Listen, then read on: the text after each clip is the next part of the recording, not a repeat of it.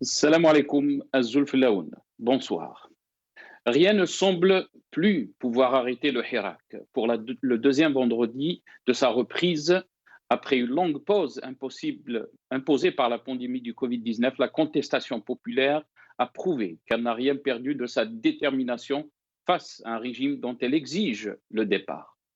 Malgré un dispositif sécuritaire toujours plus imposant, les manifestants du Hirak ont commencé tôt, hier vendredi 5 mars, à converger massivement vers les lieux de manifestation habituels, dans quasiment toutes les grandes villes du pays: Alger, Oran, Tizi Ouzou, Bouira, Bjaya, Constantine, Annaba. Cette imposante mobilisation lors du 107e vendredi sonne comme une réponse cinglante au pouvoir qui a tout tenté ces derniers jours pour discréditer le Hirak, alors que le président Abdelmajid Tebboune affirmait lundi dernier dans une interview télévisée que toutes les revendications du Hirak ont été quasiment satisfaites. La rue lui a clairement répondu. De même, le ministre de la Justice, M. Zarmati, a ajouté son grain à cette cacophonie en menaçant les opposants algériens de leur retirer la nationalité de leur pays d'origine. Le code de nationalité algérienne ne reconnaît pas à un Algérien d'avoir une nationalité étrangère et va même plus loin. Il déclare que la nationalité algérienne est inaliénable. Cela veut dire que même si un Algérien voudrait renoncer à sa nationalité, il ne le peut pas. Cela nous renseigne sur la culture politique du ministre de la Justice qui confond État et tribu. M. Zarmati croit que l'État algérien est une tribu, mais ce que le gouvernement ne peut pas faire, c'est promulguer une loi qui enlève la nationalité algérienne à quelqu'un qui n'a que cette nationalité. Le droit international ne permet pas à un État de transformer des citoyens en apatrides. Il risque de créer des réfugiés algériens sans passeport, dont s'occuperont les organismes comme l'UNRWA si le gouvernement, dans toute, si le gouvernement le fait, l'Algérie sera condamnée dans toutes les institutions internationales, y compris à l'ONU. Dans un contexte pas loin de la situation actuelle, le Haut Commissariat aux droits de l'homme de l'ONU a demandé vendredi aux autorités algériennes de mettre immédiatement fin aux violences contre les manifestants pacifiques et les arrestations arbitraires. J'ouvre la parenthèse, nous sommes très préoccupés par la détérioration de la situation des droits de l'homme en Algérie et par la répression continue et croissante contre les membres du mouvement pro-démocratique du Hirak. Je ferme la parenthèse, a déclaré Rupert Colville, un porte-parole du Haut Commissariat, lors d'un point de presse de l'ONU à Genève. Face à cette situation, le Bureau des droits de l'homme de l'ONU réclame des enquêtes rapides, impartiales et rigoureuses sur les allégations de torture et de mauvais traitements en détention. Un rappel qui est mis à nu le régime, qui le fragilise face aux institutions internationales, mais aussi qui lui demande de rendre des comptes sur les dépassements en termes de droits de l'homme. Le régime et l'histoire n'ont pas épargné notre pays, tant que sur la situation interne, que sur notre image à l'extérieur. Le Hirak s'est soulevé comme un sauveur pour l'Algérie.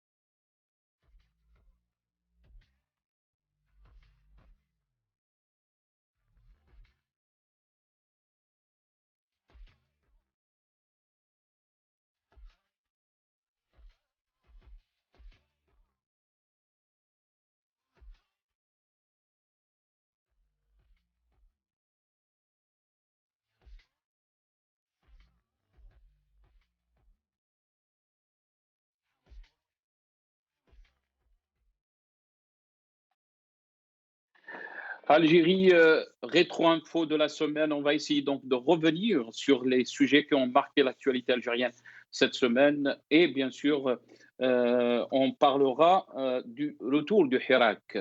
Le vendredi, donc le 107e vendredi, un Hirak très déterminant, un Hirak qui dit qu'on n'acceptera pas donc la politique du fait accompli. On l'a vu hier dans plusieurs villes.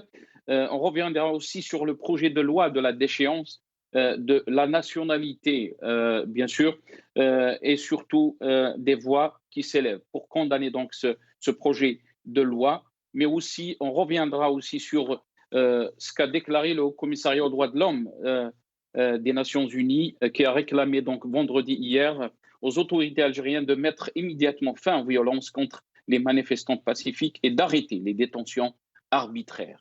Et pour en parler donc de ces sujets, j'ai le plaisir d'accueillir l'avocat Maître Rachid Mesli, qui est avocat directeur d'El Karama depuis Genève, mais aussi on aura aussi le plaisir d'avoir Mohamed Khelfaoui, analyste sécuritaire depuis Alger, Houssine Djidel, anthropologue, analyste politique depuis Paris, et M. Karim Tabou, coordinateur national de l'UDS. Et pour commencer cette émission, je vais commencer avec Maître Rachid Mesli, qui m'a bien précisé qu'il n'a pas beaucoup de temps et que je remercie beaucoup d'avoir accepté donc de participer dans cette émission. Je le rappelle, avocat directeur d'El Karama à Genève. Maître Rachid Mesli, marhaba bik, bonsoir et merci d'avoir accepté l'invitation. C'est moi qui vous remercie. Je remercie le Maralbia et par cette occasion, je salue également vos téléspectateurs et je salue les autres participants à cette émission. Oui, en effet, vous avez parlé de cette dernière déclaration de la haut-commissaire aux droits de l'homme des Nations Unies par la voix de son porte-parole. C'est une déclaration très forte, sans précédent sur l'Algérie, où elle dénonce et elle appelle les autorités algériennes à cesser toute répression contre le Hirak qu'elle qualifie de pacifique et de libérer également tous les détenus politiques, les personnes détenues en raison de l'expression de leurs opinions et d'ouvrir des enquêtes impartiales sur les actes de torture commis. Bien évidemment, le Haut Commissariat aux droits de l'homme suit la situation de l'Algérie. D'ailleurs, ils le rappellent dans leur communiqué depuis le début du Hirak, puisqu'ils rappellent la répression continue qui était en cours en 2019 et 2020. Le Haut Commissariat a pourtant tenté, dans une déclaration précédente, d'appeler les autorités algériennes à la retenue et il a été constaté que malgré cet appel à la retenue au cours de la dernière intervention, la répression s'est poursuivie comme on l'a vu la semaine passée à Oran. Évidemment, cette déclaration est extrêmement importante. Il est rare que la haut-commissaire prenne et un ton aussi fort lorsqu'elle dénonce la répression dans un pays. Très bien. Qu'est-ce que cela veut dire, Maître Rachid Mesli, pour les gens qui nous suivent, qui nous écoutent? Pourquoi cette condamnation, vous dites, est très forte? Qu'est-ce qui a changé alors que l'Algérie a été condamnée aussi auparavant? Écoutez, elle a bien été condamnée à de nombreuses reprises. Elle a fait l'objet de condamnations par le Comité des droits de l'homme. D'ailleurs, cette semaine seulement, je vous annonce que l'Algérie a été condamnée 3 fois successives par le Comité des droits de l'homme dans des plaintes individuelles. Il faut relever également les nombreuses autres condamnations qui sont prononcées par d'autres procédures des Nations Unies, mais cette fois-ci, c'est la haut-commissaire en personne qui semble quand même être excédée par la poursuite de la répression, d'autant plus que le monde entier a relevé le caractère pacifique des protestations. Franchement, le peuple algérien nous a fait honneur au cours de ce Hirak. au niveau des Nations Unies, tout le monde a relevé le degré de maturité politique des Algériens. Ils ont vraiment fait honneur au pays, contrairement à ceux qui veulent continuer à les gouverner par la force et la répression. Qu'est-ce qui a fait Maître Rachid Mesli, qu'est-ce qui a fait que le Haut Commissariat donc, des droits de l'homme de l'ONU a réagi? Est-ce que vous pensez que les déclarations de certains militants politiques, surtout du jeune Walid Naqish, que ces déclarations qui ont choqué tous les Algériens, est-ce que vous pensez que ce genre de déclaration qui a fait que, donc, que le Haut Commissariat aux droits de l'homme a fait donc, ces déclarations et a rappelé l'Algérie? Écoutez, bien évidemment, le cas de Naqish, les cas de torture tout récents ont suscité l'inquiétude au plus haut niveau des Nations Unies, qui se rappellent quand même la répression violente des années 90, le drame qu'ont vécu les Algériens durant la décennie noire, en raison de la répression de la population algérienne par les autorités. Il est clair que c'est un message aux autorités algériennes de ne pas renouveler également le drame qu'a connu l'Algérie dans les années 90. Il faut également dire que depuis le début du Hirak, la situation en Algérie est connue. Les ONG comme El Karama nous informons régulièrement, la haut-commissaire aux droits de l'homme et les procédures des Nations Unies, de la situation. Ils suivent la situation en direct. Ils constatent qu'il s'agit d'un mouvement de protestation générale. C'est tout le peuple algérien qui s'est réveillé, qui dénonce un pouvoir totalement illégitime.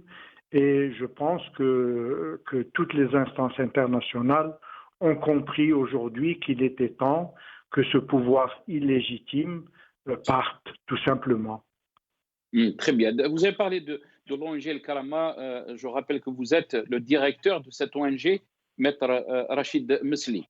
Mais en quoi engage l'Algérie face donc, à ce rappel ou ces condamnations? Écoutez, c'est pour l'image de la diplomatie algérienne, pour l'image des autorités algériennes, bien sûr, cette condamnation est extrêmement négative. Ça veut dire qu'à partir de maintenant, tout ce qui concerne l'Algérie va passer sous la loupe, non seulement des instances internationales des droits de l'homme, mais également le monde entier est en train de suivre ce qui se passe en Algérie.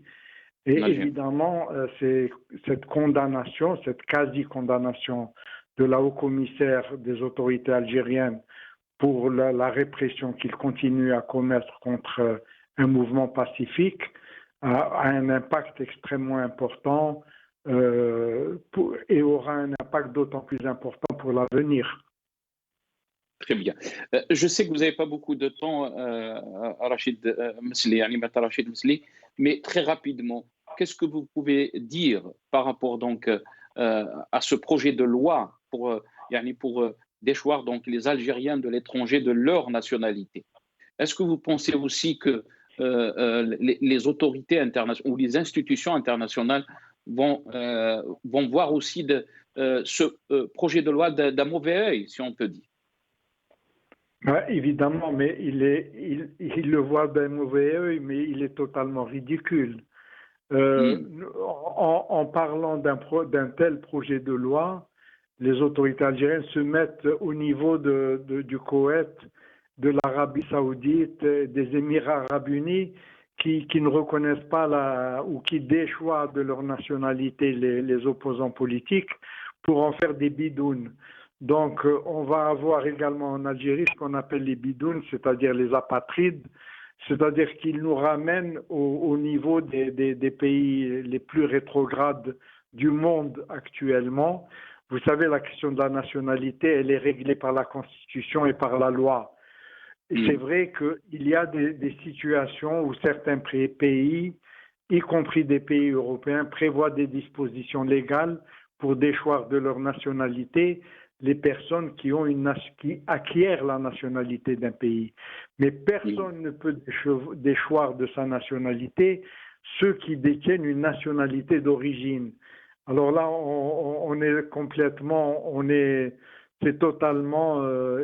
c'est totalement, je ne dirais même pas dramatique, c'est totalement ridicule de la part des autorités algériennes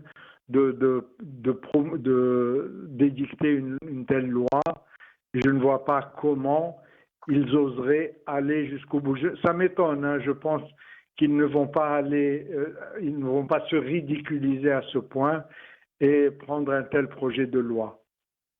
Est-ce que vous êtes inquiet, Maître Rachid Mesli, de la situation des droits de l'homme en Algérie et surtout qu'on a entendu beaucoup de voix s'élever ces derniers temps dire que même au temps de Bouteflika, on n'a pas vu ces dépassements?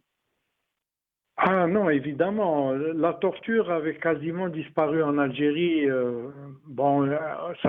Quasiment, mais il existait des cas, c'est clair. Mais là, évidemment, c'est totalement nouveau. On constate que la torture, ce n'est pas la police. La police, on a eu des cas de mauvais traitement par la police, mais il semble que ce sont les services du DRS qui torturent. Je pense qu'ils font là une grave erreur parce que nous ne sommes plus dans les années 90. Aujourd'hui, les auteurs des actes de torture, il est clair qu'ils seront poursuivis. Et d'ailleurs, la haut-commissaire demande à ce que ces actes soient également punis, poursuivis et punis. Donc, il est clair. Moi, je ne suis pas inquiet. Ça m'étonne qu'ils puissent aller aussi loin. Et je ne pense pas qu'ils veulent appeler que le régime voudrait s'enfoncer encore plus dans la répression. Nous ne sommes plus dans les années 90. Et je ne pense pas que tous les services de sécurité aujourd'hui soient d'accord pour le choix de la répression de la population. Très bien. Merci beaucoup, Maître Rachid Mesli, pour toutes ces précisions. Merci pour votre participation dans cette émission à Texaha. Rachid Mesli, avocat directeur de l'ONG El Karam, qui est avec nous depuis Genève. Et j'ai le plaisir aussi d'avoir dans cette émission c'est Mohamed Khelfaoui, analyste sécuritaire depuis Alger, qui est avec nous aussi. C'est Mohamed Khelfaoui, marhaba bik, bonsoir. Bonsoir, Sinasser. Bonsoir à tout le monde, tous les gens qui nous suivent et tous les participants à ce débat. Allah yabarak fik. On a aussi, on me dit à l'oreillette que M. Houssine Djid, l'anthropologue, analyste politique, qui est avec nous aussi depuis Paris via Skype, je pense. C'est Houssine, marhaba bik. Merci Nasser pour l'invitation et toutes mes salutations au peuple algérien libre et à vos invités qui participent à cette émission. On aura aussi Karim Tabou dans pas très longtemps, mais je vais commencer avec vous, Mohamed Khelfaoui. Vous avez entendu Maître Rachid Mesli qui était avec nous un instant. C'est Mohamed Khelfaoui. L'Algérie donc a été rappelée par le Haut Commissariat aux droits de l'homme des Nations Unies, bien sûr qui l'a rappelé par rapport donc au dépassement. Nous sommes très préoccupés par la détérioration de la situation des droits de l'homme en Algérie et par la répression continue et croissante contre les membres du mouvement pro-démocratique du Hirak, a déclaré hier donc, dans une conférence de presse Rupert Colville, un porte-parole du Haut Commissariat. Qu'est-ce que vous en pensez, c'est Mohamed Khelfaoui? Toute intervention étrangère, je dirais, quelle qu'elle soit, même si elle vient des organismes internationaux, n'est pas positive pour le pays concerné, surtout si c'est une critique ou une mise en garde l'une ou l'autre. Donc, pour ce qui concerne notre pays, Je pense, je ne sais pas comment on pourrait s'entendre sur la démarche Hirak. Quand je dis s'entendre, c'est-à-dire le pouvoir et le peuple, les gens qui sont là pour le Hirak. Et si vous voulez, ce que je veux dire, le mouvement populaire du 22 février 2019, depuis donc le début, son objectif ultime, au-delà de tout marchandage politique, est la mise en place d'un cadre de compréhension nouveau pour bâtir un avenir collectif. Alors, c'est le manque d'échanges, et parce que, ou alors parce qu'on n'arrive pas à s'entendre, la crise perdure. Et toute crise qui n'est pas traitée dès ses premiers indicateurs peut se diversifier et se compliquer. Et son traitement aussi, puisqu'on parle d'un peu de dépassement ici et là. Donc, en effet, il est regrettable de voir les gens attirer notre attention, ou là nous donner des leçons, ou alors nous faire des mises en garde. Évidemment, est-ce que vous pensez, c'est Mohamed Khelfaoui, est-ce que vous pensez, Monsieur Khelfaoui, est-ce que vous pensez que les réponses qu'on a vues donc ces dernières semaines, ou même depuis le début du Hirak, et là, bien sûr, on parle de la situation des droits de l'homme, de la répression, et aussi croissante contre les membres du mouvement Hirak, dit donc le Haut-Commissariat. Est-ce que vous pensez que ces mesures donc, ne sont pas adéquates, bien sûr, mais aussi sont en train de... c'est une atteinte à l'image de notre pays, et ils sont en train de compliquer la situation politique. Vous me parlez de l'excès, de la disproportion de la violence, ou alors de la loi, de cette loi non, de la violence. Les mesures qu'on a vues, bien sûr, sur les Hirakistes, la répression, l'emprisonnement de... est-ce que vous pensez donc ces mesures ont amplifié, si on peut dire, la situation aussi, ou a donné, si on peut dire aussi, l'occasion au commissariat, comme vous le dites, de rappeler l'Algérie à l'ordre? Moi, je parle toujours du côté de notre État, du pouvoir algérien. Je pose la question, si demain le peuple est réduit au silence, est-ce que le pays serait dans un état meilleur que celui dans lequel il a été? Or, c'est pas le cas depuis des années. Et même si le peuple est réduit au silence, les choses n'évoluent pas dans le sens positif, parce qu'à chaque fois, ce sont les mêmes, pratiquement, les mêmes revendications. Alors on se demande pourquoi ne pas prendre le taureau par ses cornes et puis dire voilà, on va discuter. Là ce qu'ils font, on est en train de revenir sur la loi électorale, on est en train de revenir sur certains éléments qui gênaient le fonctionnement. Pourquoi ne pas s'entendre, c'est-à-dire prendre des gens, faire une table ronde, pour ne pas dire une conférence nationale, je ne parle pas de conférence nationale, et essayer de voir les voies et les moyens les mieux indiqués, les plus pertinents, mais les moins dangereux aussi, parce qu'il faut penser toujours à la sécurité nationale. Donc, si on arrive à s'entendre sur un b.a.-ba, je crois qu'on épargnerait tout ça au pays, au peuple, et je suis personnellement convaincu que ça irait beaucoup mieux. Maintenant, il n'est pas dit que dès qu'on se rencontre, demain l'Algérie sera en rose. Non, mais ça veut dire qu'on a entamé une démarche, c'est-à-dire que le train est mis sur rail. Maintenant, on peut espérer, puisqu'il est en train de marcher, il est sur ses rails, il est en train de marcher, on peut non pas s'assurer, mais espérer des compréhensions nouvelles, un cadre nouveau où on peut, les uns et les autres, travailler en symbiose ensemble, pour que le pays puisse aller dans de meilleures conditions. s'installer dans de meilleures conditions. Et je ne dis pas que c'est demain qui va faire beau, mais je suis sûr qu'on peut quand même espérer désormais. Maintenant, si on parle des excès ici et là, tout excès est condamnable, dit-on.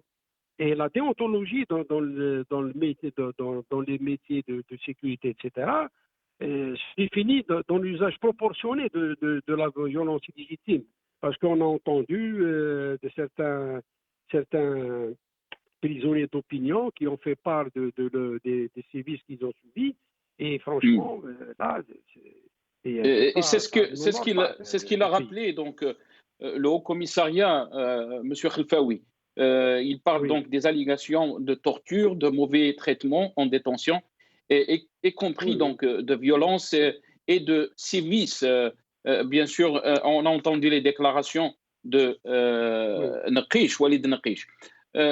Reste avec nous, M. Khelfaoui. Mohamed Khelfaoui, reste avec nous. Je vais donner la parole à Houssine Djidel. Monsieur Djidel, qu'est-ce que vous pensez donc de ce rappel à l'ordre du Haut Commissariat aux droits de l'homme des Nations Unies donc, à l'Algérie? On parle bien sûr des préoccupations et la détérioration de la situation des droits de l'homme. Quelle est votre lecture, Houssine Djidel?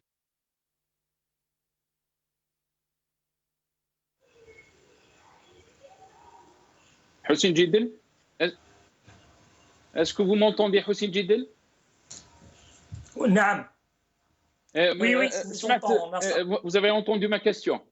Oui, concernant la déclaration du Haut Commissariat des droits de l'homme des Nations Unies. Écoutez, ce n'est pas la première fois que l'Algérie est condamnée, mais cette fois-ci, le Haut Commissariat, comme il a dit Maître Mesli, ils ont mis les points sur les i, c'est-à-dire ce régime militaire, sécuritaire est allé trop loin. Et d'ailleurs, l'Algérie sera cette semaine et la semaine après encore condamnée par les Nations Unies pour d'autres questions. Et aussi bien dire que les services de sécurité, le mukhabarat, que le peuple a qualifié de irhabia, et que le mafia et l'askaria, ils sont allés trop loin. Ils mènent l'Algérie vers une aventure que la communauté internationale ne peut pas fermer les yeux parce que le risque est grand pour le peuple algérien et pour la région. Et donc, cela confirme aussi que les crimes de torture, d'assassinat, d'enlèvement seront sur la scène internationale. Ça, grâce au Hirak, au caractère pacifique du Hirak, mais aussi grâce à l'activité des Algériens au sein des ONG à travers le monde. Donc, le peuple algérien, dans son Hirak, il a mis le cœur de ce régime dictatorial sur la scène, c'est-à-dire les services de renseignement qui n'ont, je le redis, qui sont un instrument contre le peuple algérien depuis leur création en 1956. Et j'ai lancé à plusieurs reprises un défi à quiconque des services de sécurité algériens, de l'armée algérienne, de nous citer un seul et unique exemple où les services de renseignement al-Mukhabarat Jazairiya ont intervenu en faveur d'un Algérien. Toujours, ils interviennent contre le peuple algérien.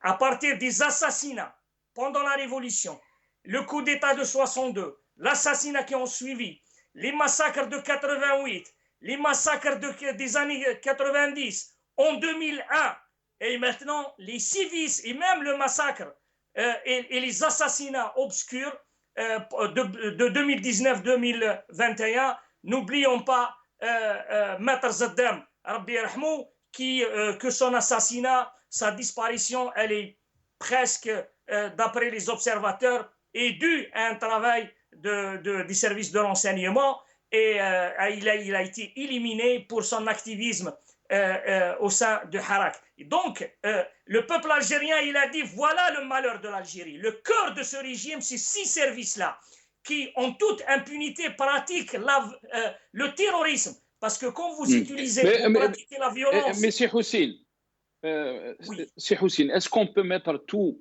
le service de sécurité dans le même sac? Est-ce que vous pensez que ce n'est pas des agissements qui sont isolés et qu'on ne peut pas mettre tout le service et appeler le service de sécurité algérien irhabi? Est-ce que vous pensez que c'est une culture dans les services ou c'est des cas isolés? Oui, c'est une culture. Ils n'ont pas d'autre culture. Et c'est pour cela que je dis, donnez-nous un seul exemple où ces services de sécurité ont sauvé un Algérien. Aucun exemple. Ils ne peuvent avancer aucun exemple. Écoutez, ils peuvent dire, oui, si c'est la sécurité, la défense, etc. Regardez les Égyptiens, c'est un régime militaire, mais on connaît quand même que les Égyptiens, ils ont intervenu, les services de sécurité, pour tel ou tel. Tous les services de sécurité du monde sortent des histoires pour dire, voilà ce que nous avons fait pour le peuple et pour la nation. Sauf les services d'Algérie, parce qu'ils n'ont pas des histoires à nous raconter où ils ont sauvé l'Algérie, etc. Ils ont sauvé toujours le régime, ils ont sauvé leurs privilèges. Maintenant, quand vous me dites que c'est un cas isolé, ben, écoutez, un cas isolé que les services de sécurité eux-mêmes ne savent pas. Mais c'est invraisemblable. Dans les années 90, c'est aussi un cas isolé. Maintenant, on vous a rappelé à plusieurs reprises, les Nations Unies, les ONG, qu'il y a cette pratique par les services de sécurité. Écoutez, ces services de sécurité, ils sont dressés contre le peuple algérien. Ils protègent ceux qui volent l'Algérie. Ils protègent ceux qui humilient l'Algérie. Ils ont participé à l'enlèvement des Algériens, à la disparition des Algériens, au massacre des Algériens. Tout ça, c'est les services de sécurité qui ont le fait. C'est l'instrument qui a été utilisé pour faire tant de mal au peuple algérien. Et donc, ce n'est pas un cas isolé. Ce n'est pas un cas, vous êtes en train de dire, monsieur Djidel. C'est Hussein, on va donner la parole à Mohamed Khelfaoui. Monsieur Khelfaoui, vous êtes analyste sécuritaire, et vous suivez très bien sûr, tout ce qui se passe en termes sécuritaires dans notre pays. Est-ce que vous pensez que c'est une culture qui touche donc les services sécuritaires algériens, comme le dit monsieur Djidel, ou c'est des cas isolés? On a vu ces derniers temps, mais pas seulement ces derniers temps, des abus sécuritaires, mais aussi on parle de la torture, de la répression. On a vu des déclarations qui font honte, bien sûr, aux services de sécurité, quand on parle bien sûr des sévices qui ont touché des militants des droits de l'homme ou des militants politiques. Qu'est-ce que vous en pensez, Mohamed Khelfaoui? De manière générale, les services de sécurité, je répète, de manière générale, et à travers le monde, comme le nom l'indique, ce sont des services, et donc c'est le pouvoir qui ordonne, c'est toujours le politique qui ordonne. Eux, ils deviennent donc des exécutants. Maintenant, l'exécution, comme je le disais tout à l'heure, il y a une déontologie dans le travail et qui doit être respectée. Et notre ami qui intervenait, c'est spécifique au service algérien, moi de manière tout à fait sereine, je dis que le KGB ou la CIA ou la FBI surtout, l'FBI, pour ne pas citer d'autres, ils ont fait tout ce qu'ils ont pu pour neutraliser certaines personnes, voilà, certains personnages politiques d'un niveau très important. Je peux prendre des pays voisins, des pays arabes, plus éloignés encore. Les services, ils sont là à suivre des directives du politique. Donc, ce que moi je pourrais dire, c'est qu'il faut qu'il y ait un respect d'une certaine déontologie. Maintenant, si le Hirak, par exemple, est pacifique, il n'y a pas lieu d'utiliser la violence. S'il y a des gens qui s'infiltrent à l'intérieur pour causer de la casse, l'État doit protéger les biens et les personnes. Et donc là, la violence peut être, c'est la violence légitime de l'État, peut être exercée. Mais sinon dire que c'est une culture dans les services, non.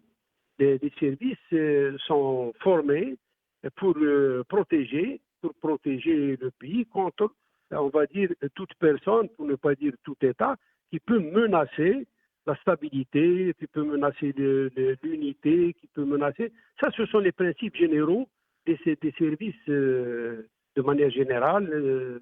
À travers le monde. Mais c'est pas ce qui se passe chez nous, Oui.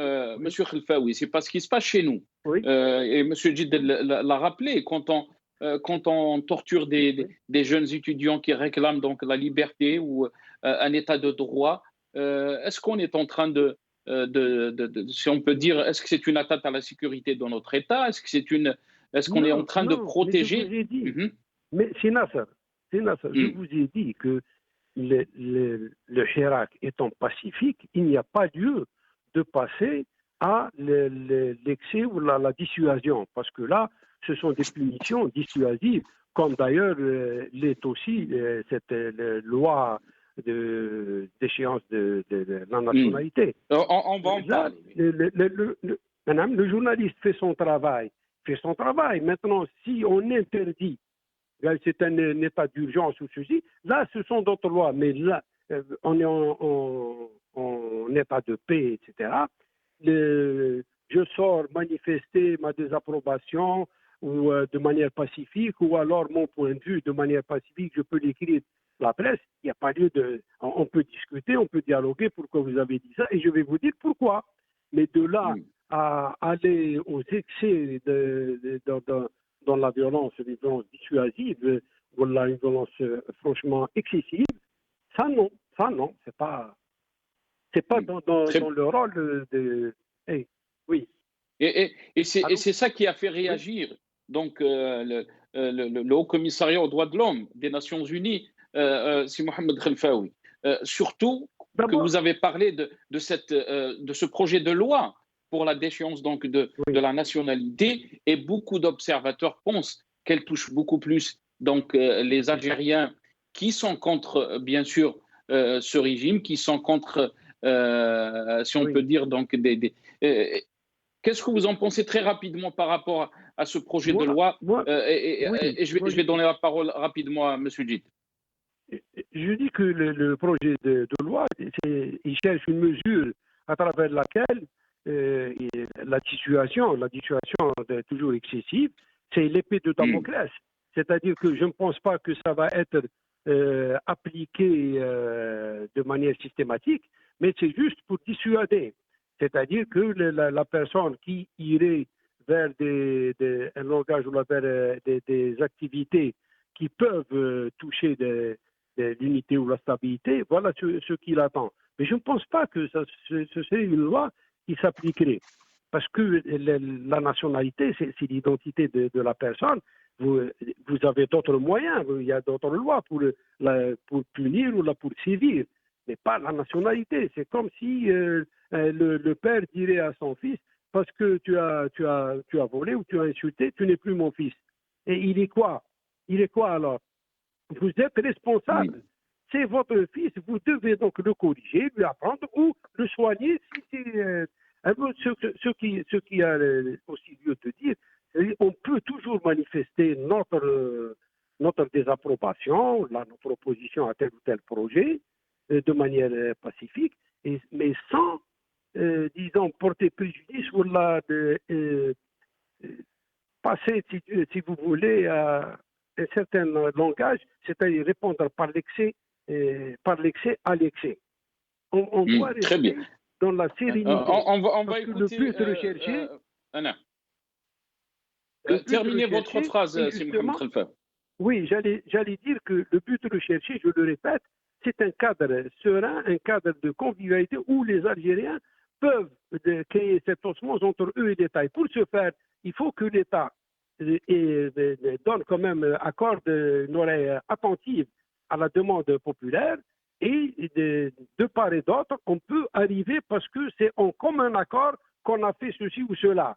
Le commun accord est finalisé par des élections ou je sais quel procédé encore. Voilà. Très bien, mais je pense que beaucoup aussi d'Algériens pensent que le régime, il est dans la provocation. Il est dans la provocation d'échéance de nationalité, on nous dit, pour les Algériens, auteur de graves préjudices aux intérêts de l'État. Ce qu'on nous dit. Monsieur Hossein Djidel, qu'est-ce que vous en pensez donc de ce projet de loi qui vise beaucoup, je pense, qui vise beaucoup plus les opposants au régime, d'après plusieurs observateurs qui ont donc réagi face à cette loi? Oui, Nasser, c'est vraiment, comme il a dit Maître Msli, ridicule. Moi, je dis plus que ça. C'est la faillite.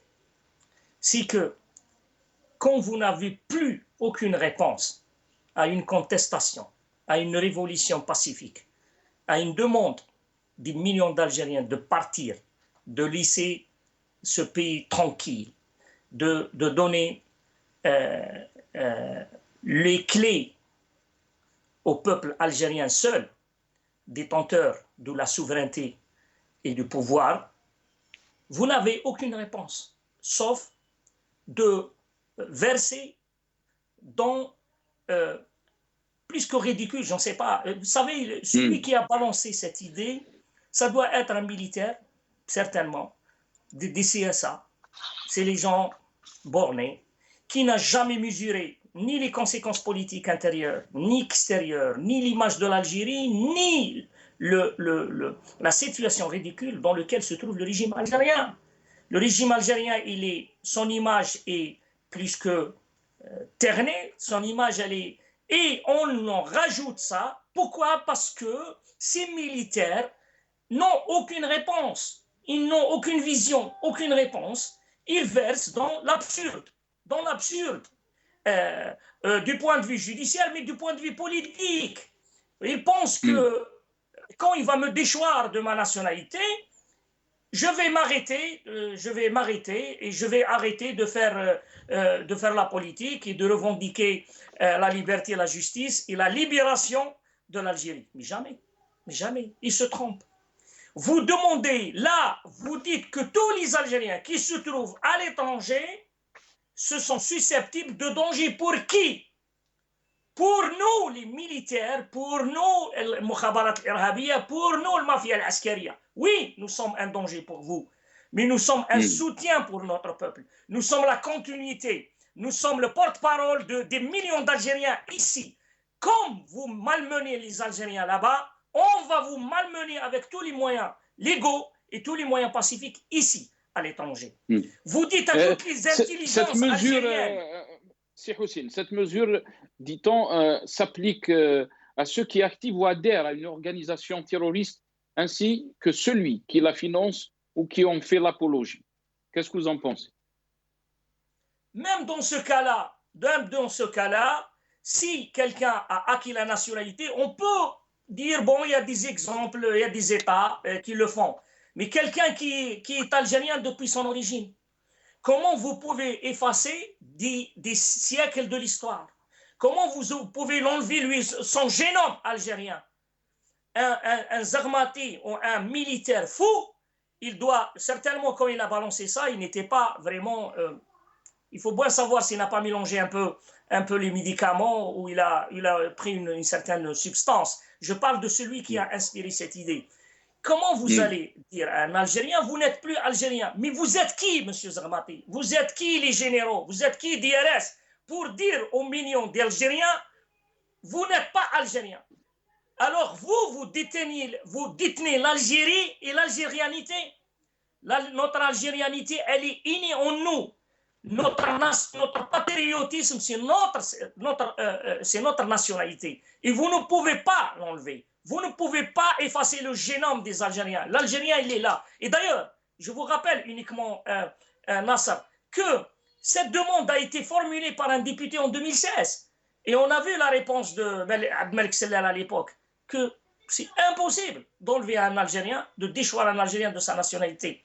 Maintenant, on est avec une folie militaire, sécuritaire, qui pense que l'Algérie et le monde, les Algériens, leur appartient, l'Algérie leur appartient et le monde se résume à leur petite caserne et que c'est ça le monde. Non, ce n'est pas ça le monde. Et les Algériens vont finir par vous sortir et vous chasser du pouvoir. L'Algérie, avec cette déclaration dans le monde entier, elle rejoint les pays les plus rétrogrades, les plus antidémocratiques, plus despotiques. La Syrie, parce qu'il y a les apatrides. La Syrie, le Koweït, l'Arabie Saoudite, les Émirats Arabes Unis. Et ça nous rappelle aussi déchoir les Algériens de leur nationalité. Ça nous rappelle l'URSS, ça nous rappelle le Reich, ça nous rappelle Vichy. Et donc, ce pouvoir honni, ce pouvoir corrompu, ce pouvoir, il s'inscrit dans ce cadre-là, dans l'histoire des dictatures, dans l'histoire des aberrations et dans l'histoire de ceux qui ne savent que entretenir les crimes contre leur peuple. C'est ça ce que le pouvoir algérien peut le faire. Mais il n'ira pas très loin. La fin de ce pouvoir aura, quel que soit, on prend le temps qu'il faut pour mettre ce pouvoir hors état de nuire. Nous allons restituer la souveraineté algérienne. Nous allons établir tous les Algériens dans leurs droits et dans leur dignité et dans leur algérianité que personne ne peut la toucher ou la modifier. Très bien. Restez avec nous, Monsieur Houssine Djeddel. On a été rejoint par Monsieur Karim Tabou, coordinateur national de l'UDS depuis Alger. Merci, Monsieur Tabou, d'avoir accepté l'invitation. Bonsoir. Marhaba bik. Merci de l'invitation et bonjour aux amis, aux invités et à tous les téléspectateurs. Merci, Monsieur Tabou. Comment vous avez vécu, donc, Monsieur Tabou, le 107e, si on peut dire, vendredi, hier, mais on va essayer aussi de revenir sur l'ONU qui demande la fin des arrestations arbitraires, de le Haut Commissariat aux droits de l'homme des Nations Unies qui a réclamé donc hier à l'Algérie de mettre fin aux violences contre les manifestants et qui donc rappelle à l'ordre l'Algérie par rapport au dépassement des droits de l'homme, mais aussi ce projet de loi du ministre de la Justice de Zarmati de déchoir donc les Algériens de l'étranger, de leur nationalité, s'ils sont bien sûr impliqués dans ce qu'on nous dit des organisations terroristes ou celui qui la finance. Qu'est-ce que vous en pensez, Karim Tabou? Je vais essayer de répondre à ces trois questions. D'abord, concernant le vendredi 107, ce fut une grandiose mobilisation, d'autant plus que cette marche, cette journée a été particulièrement marquée 2 jours ou 3 jours avant par des déclarations d'un certain nombre de personnes qui, à la limite, frôlaient la menace contre le Hirak. Quand on voit, entre parenthèses, des hommes politiques qui se sont toujours accoquinés avec le pouvoir et qui ont été aux côtés du pouvoir dans toutes les épreuves difficiles qu'a vécu le peuple algérien. Eux, ils ont choisi le camp du pouvoir. Et avant le vendredi, ce fut une avalanche de déclarations contre le Hirak faites par des gens qui pourtant s'en réclament du Hirak. Mais la réalité est que le Hirak a été pour ce pays un grand ami qui a tamisé entre ceux qui sont engagés concrètement pour l'avènement de la démocratie et ceux qui continuent de slalomer, sinon de manœuvrer pour le maintien du pouvoir. La question du projet de loi, le mot même nationalité renvoie à la nation. Y a-t-il de nationalité sans nation, sans l'existence de la nation? S'il y a bien aujourd'hui, je l'ai dit, au cœur de la manifestation à Alger, ce pouvoir n'a pas de nation. C'est ce pouvoir qui n'a pas de nationalité. Il n'y a pas dans le monde une nationalité sans nation. Et le cas en Algérie, nous le connaissons très bien, le pouvoir est contre la nation. Ce pouvoir est construit contre la nation. Il est lui-même la négation de la nationalité. Et donc, ce n'est ni une loi, ni un papier administratif qui changera le fond de la chose. C'est que les Algériens, justement, se battent pour restituer l'État à la nation, pour remettre l'État à la nation.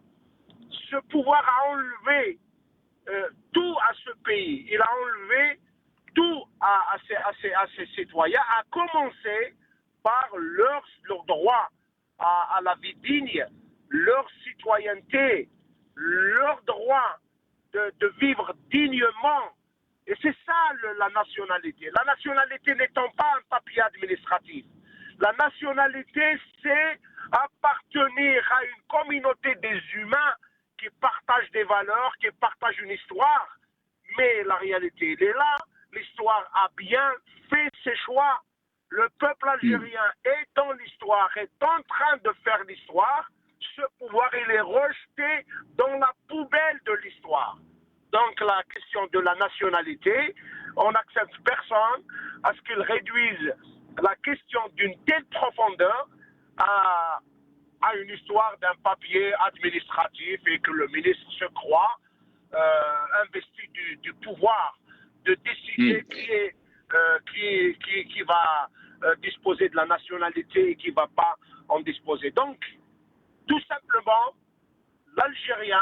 les Algériens, chaque vendredi, ils sont là, ils montrent très bien que leur nationalité, c'est la dignité, c'est le combat pour la démocratie, c'est le combat pour les droits de l'homme, c'est la vie dans la dignité, c'est refuser la bêtise, c'est refuser la tyrannie, c'est refuser le sous-développement, c'est refuser la médiocrité. C'est ça la nationalité des Algériens. Et je pense qu'ils ont marqué l'histoire de l'humanité par une glorieuse révolution en 1954 et ils sont en train de marquer une nouvelle fois l'humanité par une révolution unique, par son caractère pacifique, par son volume et par son étendue géographique, puisque 48 wilayas, l'Algérie, vous savez très bien, elle a la taille d'une planète. Et voilà, vous voyez très bien que les Algériens étaient capables de défier la peur et de défier le sous-développement. La question des droits de l'homme, merci à la diaspora algérienne, merci à tous ces Algériens qui ont amplifié la voix de la révolution dans toutes les capitales occidentales. Il n'est pas possible aujourd'hui pour les gouvernements occidentaux d'ignorer une révolution du sourire, une révolution pacifique portée par des millions d'Algériens et qu'impossible désormais pour n'importe quel gouvernement d'ignorer tous ces humains, tous ces citoyens, tous ces Algériens. Merci encore une fois pour les intellectuels algériens et notamment les avocats qui ont, par leur propre initiative, engagé des moyens pour communiquer avec les ONG internationales, avec le Parlement européen, avec la Commission des droits de l'homme de Genève. Et voilà, les Algériens sont capables de faire l'histoire. Faisons confiance à cette jeunesse, faisons confiance à ces Algériens qui sont là et qui sont partout dans le monde, ils vont faire l'histoire. Je suis convaincu que si on leur donne les moyens de décider par eux-mêmes sur l'avenir, ils sont capables de défier le sous-développement. Très bien. Restez avec nous, Karim Tabou. Je reviendrai à vous, Monsieur Tabou. Je vais donner la parole à Monsieur Khelfaoui, mais avant de vous donner la parole, Monsieur Khelfaoui, on va essayer d'écouter ce que les Algériens ont scandé comme slogan hier pour dénoncer ce projet de loi de la déchéance, bien sûr, de la nationalité. On écoute ce que scandaient les Algériens hier dans les marches du vendredi 107.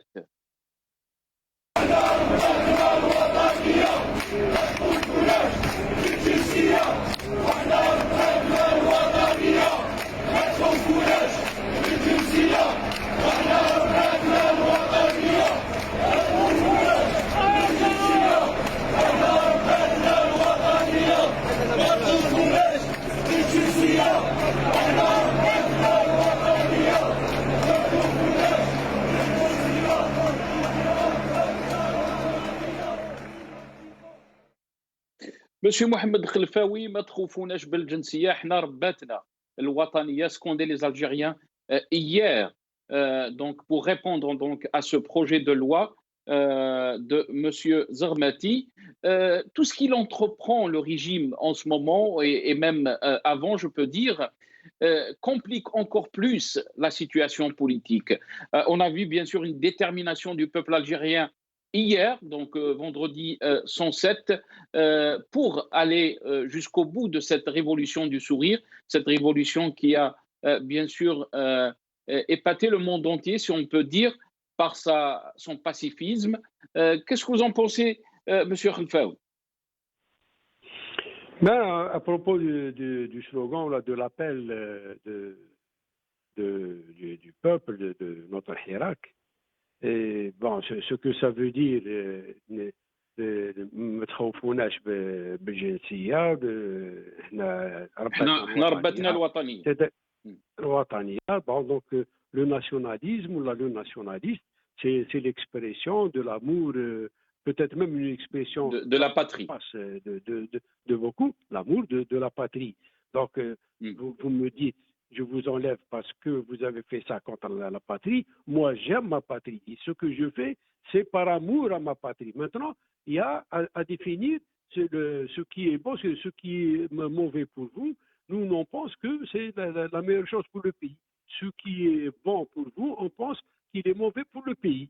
Et ce n'est pas parce que les définitions ou l'appréciation de l'action, parce que vous la voyez d'une façon que vous allez me punir, ou que je la vois de la façon que... Non. Donc là, c'est l'amour de la patrie qui paye, mais celui qui aime son pays ne lui fait pas de mal.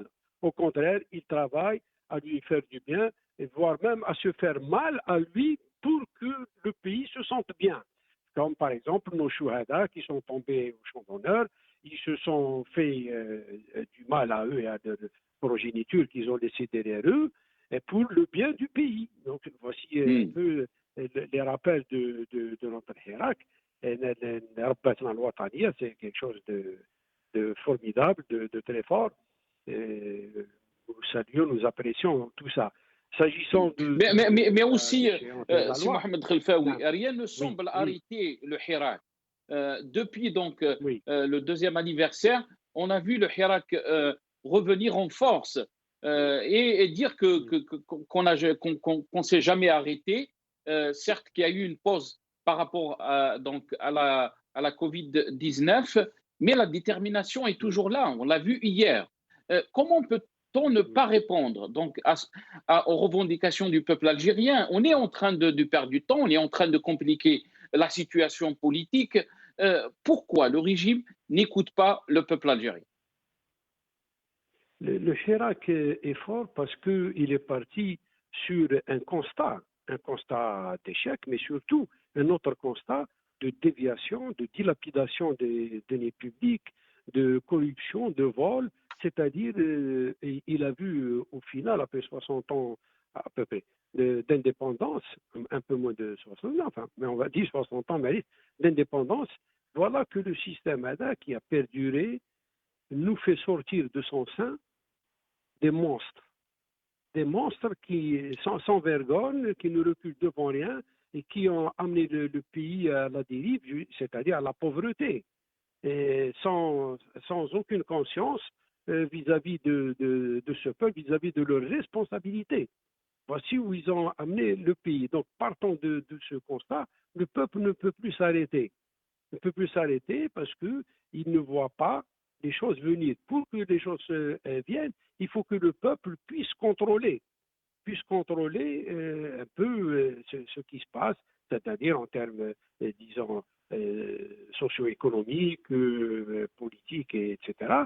Et la recherche, au final, de cette démocratisation de la vie publique, de cette démocratie politique, c'est justement pour être présent, effectivement présent, dans les assemblées, dans ce qui se passe dans les rouages, dans ce qui se passe dans les contrats, etc. Et là, moi je pense, et je l'ai dit, au final, au-delà de toute ambition politique, etc., il cherche une autre forme, un autre contexte de dialogue, de vivre ensemble et surtout de s'entendre. Trouvons les moyens de nous entendre.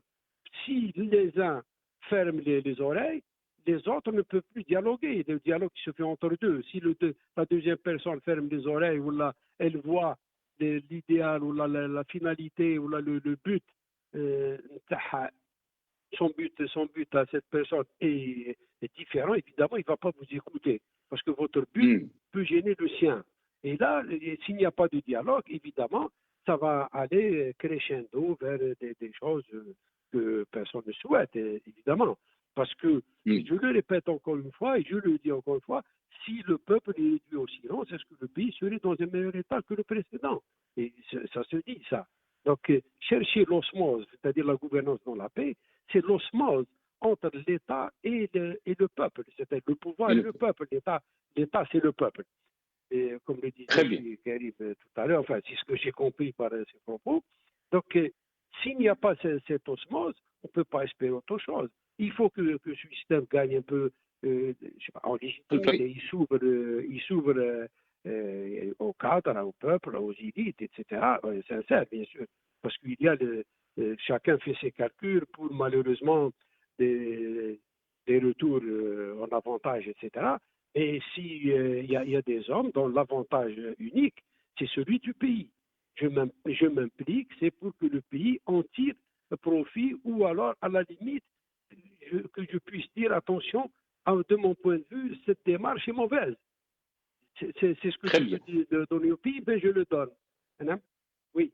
Reste avec nous, c'est Mohamed Khelfaoui. Je vais revenir à vous, mais Houssine Djidel, qu'est-ce que vous en pensez donc du Hirak d'hier? Rien ne semble plus pouvoir arrêter le Hirak. On a vu hier des milliers, des centaines de milliers d'Algériens qui sont sortis un peu partout dans le pays, dénonçant bien sûr la situation politique, mais aussi cette loi, ce projet de loi de la déchéance de la nationalité des Algériens de l'étranger, qui sont à l'étranger, mais aussi de la politique du fait accompli, si on peut dire, Monsieur Djidel, surtout quand on voit des consultations entre partis.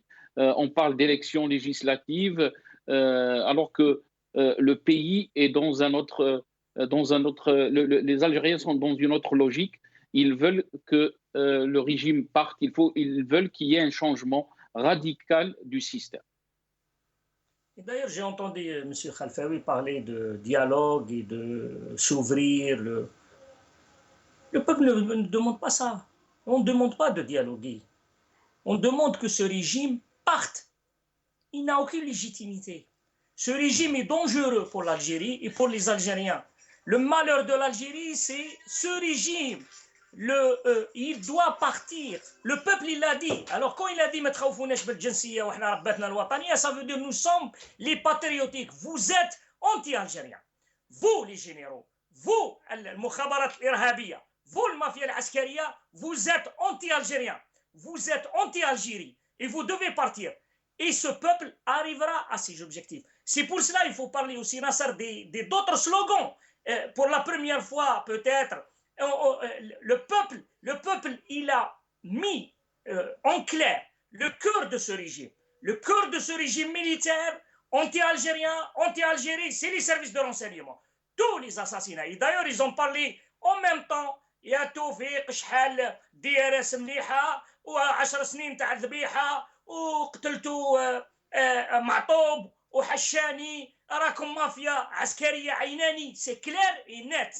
Le cœur de ce régime, c'est services de renseignement, cette mukhabarat irhabiyya, هذه المافيا العسكريه qui a assassiné, qui a torturé, qui a enlevé les Algériens, qui a volé les Algériens, qui a humilié les Algériens et qui est en train d'humilier l'Algérien et de mener l'Algérien vers le danger. Le peuple algérien, il demande uniquement la restitution de sa souveraineté. Il n'y a pas de partage de pouvoir avec ce pouvoir. Il y a la restitution. Dans quelles conditions? Si militaires, et je ne pense pas qu'il y a, qu'il dit c'est fini, on remet les clés au peuple, seul détenteur de cette souveraineté, où le pouvoir lié.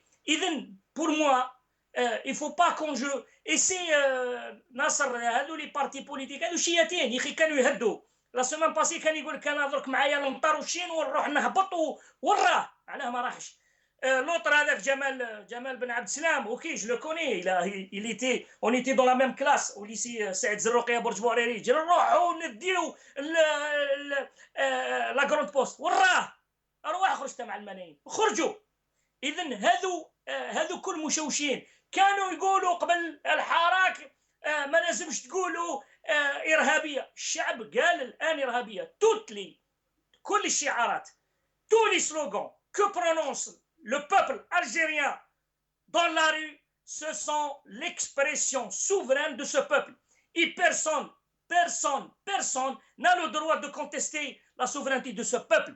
Personne, quel que soit. Mais كان حتى واحد نبي هنا. الأنبياء, ils étaient contestés par leurs adversaires.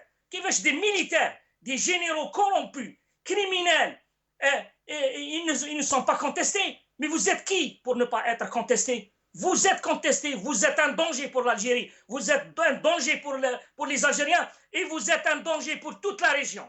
Et c'est pour cela, vous n'avez pas pu utiliser la violence. Et la violence, les années 90, vous n'avez aucun moyen de battre un peuple, vous n'avez aucun moyen de vaincre un peuple, et vous n'avez aucun moyen de vaincre un peuple pacifique. Vous ne pouvez pas.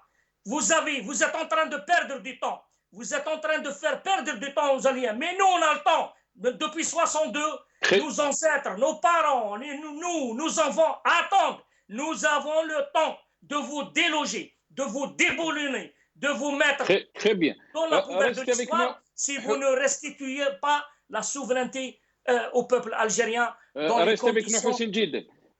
Restez avec nous. Karim Tabou, Monsieur Karim Tabou, je vais vous donner la parole. Qu'est-ce que vous en pensez donc du débat qu'il y a eu ces jours-ci par rapport donc à certains slogans qui étaient scandés donc dans les marches, pendant les marches donc et qui critiquaient ces slogans? Est-ce que vous pensez que le Hirak est sorti d'après donc ceux qui critiquent les slogans du Hirak, certains slogans du Hirak, est sorti donc de son pacifisme, qu'il a été infiltré, où le Hirak a toujours maintenu donc son pacifisme et a toujours donc eu des slogans qui répondaient, si on peut dire, à l'agissement du régime. Karim Tabou. Vous savez, ce régime s'est doté d'un aspirateur à double vitesse. Tantôt, il est aspirateur, il cherche dans la société tous les corrompus, tous les gens fragiles, irrésistibles à l'attrait de la mangeoire et qui veulent bien accéder aux avantages qu'octroie le pouvoir. C'est dans la première vitesse, c'est la vitesse de l'attraction, c'est-à-dire l'aspiration. Et la deuxième vitesse, c'est la vitesse de souffleur. Le pouvoir cherche dans le Hirak, dans la société, le moyen de radicaliser des gens par des pratiques. Lorsque on entend des cas de torture grave, cela prouve qu'il y a une tendance qui veut vraiment pousser au radicalisme.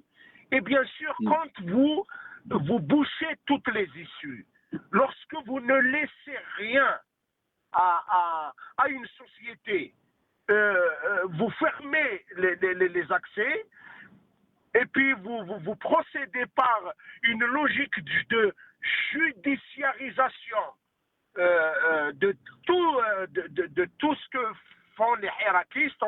On les arrête par centaines, on leur établit des PV, des procès-verbaux, et on envoie les procès-verbaux, et c'est un processus infini de convocation par la police, par la justice, et tout cela dans la tête de ceux qui pensent pour le pouvoir. Il s'agit de tout faire pour dissuader, pour faire peur. Mais l'Algérien, il fonctionne selon une autre logique. L'Algérien, il est patient, il est modéré, il est apaisé, mais lorsque il sent qu'il y a de la manœuvre, qu'il y a de la hogra, qu'il y a des gens qui poussent le bouchon jusqu'à porter atteinte à sa dignité, il est capable de porter la parole la plus dure, la plus poussée, parce que tout simplement l'Algérien est en droit d'exister en tant que tel. Et je comprends certains qui n'ont rien dit sur les témoignages accablants de torture. Lorsque vous êtes enseignant à l'université, on tabasse vos étudiants. Vous avez le devoir moral de dénoncer le fait qu'on a tabassé, qu'on a violenté tes propres étudiants. Et quand vous dites rien face aux graves violences subies par les étudiants, et vous venez en tant qu'enseignant à l'université, reprocher aux étudiants d'avoir porté un slogan entre guillemets qualifié de radical, ça pose un problème de moralité et ça pose un problème de conviction et ça pose un problème d'éthique. Et cela, la classe politique, je m'excuse, aujourd'hui la classe politique est constituée de gens qui ont fait leur choix. Aujourd'hui, le pouvoir a bien compris, il connaît très bien les codes de cette classe politique, il crée les conditions par laquelle il essaye de recruter le maximum possible de clients, d'où d'ailleurs l'idée de dissoudre l'Assemblée nationale, dès lors que les clients actuellement dans l'Assemblée ne servent plus à plus rien, ils sont complètement dépassés, donc il faut bien trouver de nouveaux clients, il faut bien associer toutes les personnes et tous ceux et toutes celles qui montrent une prédisposition à s'acoquiner avec le pouvoir. On voit bien les partis politiques au début, ils prônaient le radicalisme, ils prônaient l'opposition au pouvoir et finalement, pour un simple clin d'œil, ils ont renoncé à tout et ils attendent qu'on leur donne des sièges, qu'on leur donne des postes ministériels. Et d'ailleurs, le chef de l'État lui-même, lorsqu'il a lancé la perche, lorsqu'il a lancé l'hameçon, en disant il va y avoir encore un changement du gouvernement dans 3 mois, c'est clair que le clin d'œil est fait en direction de ces partis entriumés qui voient bien que leur avenir dépend beaucoup plus du maintien du pouvoir que de son départ. Lorsque vous avez tout un peuple, et excuse-moi Nassar, juste corriger, ils n'étaient pas des milliers, ils étaient des millions à sortir dans toutes les villes algériennes. Nous sommes des millions à sortir, nous sommes des millions à revendiquer le départ de ce pouvoir. Et le pouvoir veut se maintenir par une clientèle, par une classe politique complètement dépassée qui fait partie en fait de l'ancien système. Ces partis politiques, ils ont été pendant des années l'alibi démocratique et aujourd'hui le peuple réclame tout simplement qu'il y ait une vraie démocratie, une véritable représentation politique, une véritable représentation sociale et que la représentation véritable ne peut être que l'émanation de la volonté du peuple. Très bien. Restez avec nous, Karim Tabou. Très rapidement, 30 secondes chacun. Je vais commencer avec vous, monsieur Mohamed Khelfaoui. Est-ce que vous pensez que le régime va tenir quand on voit cette détermination du Hirak, des Algériens? Karim Tabou parle de millions d'Algériens qui sortent donc chaque semaine. On l'a vu donc les 2 semaines dernières. Est-ce que vous pensez que le régime peut tenir face à cette pression des Algériens qui veulent un changement radical du système? Oui, moi je vous réponds de manière théorique. Tout change. Il n'y a pas de choses figées. Et d'ailleurs, le statisme putréfiant. Et les relations se ressentent à chaque fois selon les intérêts. Les politiques, il n'y a pas de régime ou là, de système politique immuable. Tout est en changement et dans un changement permanent parce qu'il doit s'adapter aux nouveautés, à ce qui apparaît, aux problèmes qui apparaissent. il doit s'adapter. Et s'adapter, justement, c'est le sens de l'amour de la patrie, c'est la subtilité sécuritaire. Et là, c'est dans l'adaptation en fonction des nouveautés, en fonction des dangers ou des avantages. Si on ne s'adapte pas au fur et à mesure, au fil du temps, on va rester figé. Ben, vous savez, sans mouvement, il ne peut pas y avoir de construction. Il faut que les choses bougent, il faut que ça change dans le sens d'améliorer. Et je le répète, aimer le pays ou aimer la construction aller dans la construction de son pays, avoir le sens sécuritaire, c'est s'adapter au changement, et s'adapter aux nouveautés. Parce qu'il apparaît Merci à vous. Aussi bien oui, merci. Merci à vous, Hassi Mohamed Khelfaoui. Je m'excuse, il ne me reste pas beaucoup de temps. Très rapidement, Monsieur Jidden, la question, vous l'avez entendu, la même. Est-ce que vous pensez que le régime va tenir face à cette pression du peuple algérien? Je ne crois pas qu'il va tenir. Aucun régime ne peut tenir s'il y a une telle révolution, s'il y a une telle unité, s'il y a une telle clarté politique. Et devant et en face, un régime illégitime, corrompu, divisé, criminel, dépourvu de toute vision et toute raison d'exister. Aucune raison pour que ce régime peut exister encore, à part la violence et à part le terrorisme qu'il utilise avec les Algériens. Rappelons que ce régime qui s'est permis de ramener une Algérienne de Guelma jusqu'au Glia, qui a pris Khalti Beya, qui est atteinte de cancer, et de l'a jetée sur l'autoroute, on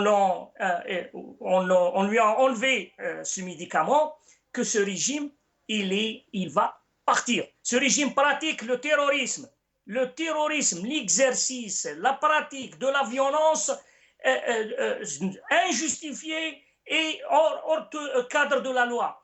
Donc, nous sommes devant un régime terroriste et la réponse du peuple algérien, c'est le pacifisme, c'est le patriotisme et c'est la persévérance. Le peuple algérien vaincra. Il y a 2 jours, c'était l'anniversaire de l'Arbi Ben Mehdi. Les petits-fils de l'Arbi Ben Mehdi vont rafraîchir la mémoire, vont sauver l'Algérie de l'humiliation, vont donner à l'Algérie l'image et la place qu'elle mérite, parce que c'est un peuple grand par sa révolution, grand par son pacifisme et grand par sa grandeur, tant est chère à tous les Algériens. Merci à vous, Monsieur Djiddel. Monsieur Karim Tabou, le mot de la fin, très rapidement. Est-ce que vous pensez que l'Algérie, la solution pour sauver notre pays, elle est dans le Hirak, elle est donc dans ce mouvement pacifique, ou elle est aussi dans le régime? Qu'est-ce que vous en pensez, Monsieur Tab? Nous avons vécu un type de démocratie qui ne convient pas à ce pays. C'est une démocratie d'appareil, une démocratie d'élection, une démocratie d'usurpation de la volonté populaire, à travers des trucages électoraux, à travers de faux partis, de faux journaux, de fausses chaînes de télévision, une fausse représentation politique et sociale, une fausse élite qui est devenue une élite au service du pouvoir.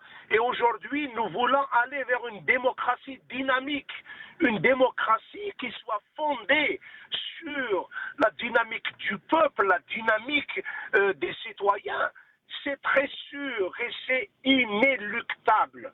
La démocratie qui vient par l'intelligence de la population, du peuple, par sa dynamique, par son discours, par son débat, par ses contradictions, par sa représentation, elle va être capable de porter l'espoir de ces Algériens. Aujourd'hui, le peuple algérien est constitué majoritairement d'une jeunesse qui veut tout simplement se soustraire au sous-développement, se soustraire à la violence, se soustraire à la médiocrité, se soustraire à cette fausse démocratie pour aller vers une vraie qui soit fondée par des règles du jeu qui soient opposables et imposables à tous dans le cadre de l'état de droit, dans le respect absolu des règles démocratiques.